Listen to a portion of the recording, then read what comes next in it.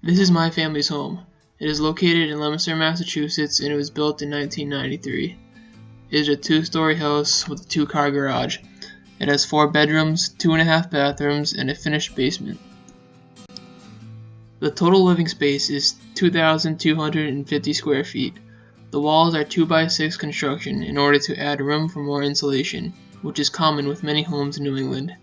We heat our home with a combination of an oil furnace and wood pellet stoves, and we cool it with a central air conditioning system. A forced air system moves the cold and hot air around the entire house through various vents. Our hot water heater is electric powered. This is our oil tank located in the basement of the house. It is a 275-gallon tank. We go through about 600 gallons of oil every year. When the thermostat senses that the temperature had dropped below the temperature it is set at, oil is drawn from the oil tank into a copper wire that runs along the floor and into the furnace itself. The oil is combusted and the heat from the combustion is pumped through the house by the forced hot air system. The exhaust from the combustion process then exits the house through this pipe. To heat our finished basement while it is being used, we use a wood pellet stove. This prevents us from wasting energy by heating the basement only when we are using the space. The top of the stove opens up, and this is where we load the wood pellets. The pellets feed into the front of the stove where they are burned, and the heat is pushed into the room by a fan. An exhaust pipe leads out to our backyard. In our main living area, we have another wood pellet stove. This one is installed directly into the chimney where the fireplace used to be. We purchased this stove when oil prices were very high in an effort to save on heating costs, and it works exactly like the one in the basement. Our home is cooled by a central air conditioning system. This is the condensing unit on the side of our house. It contains the condensing coils, compressor, and fan motor. This is connected by a pipe into the house. The evaporator coils are located above the furnace inside the house. This is where warm air is drawn into the system and cool air is blown back into the house through the vents. This is our hot water heater. It is electric powered and has a 50-gallon capacity. The water is heated by coils inside the tank that heat up when electricity is sent through them. 2 pipes are connected to the top of the tank. One pipe is an inlet which sends cold water into the tank, and the other pipe is an outlet which removes hot water from the tank and sends it throughout the house. These pipes are wrapped in foam to decrease the amount of heat that is lost while the water is transported.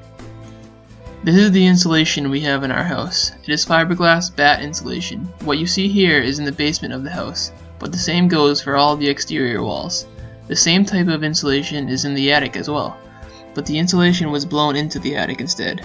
Typical fiberglass insulation has an R value of about 3 per inch of thickness. This is our thermostat. It is located in the main living area where we spend most of our time. The thermostat is connected to the Wi-Fi, and the temperature can be adjusted with an app on a smartphone.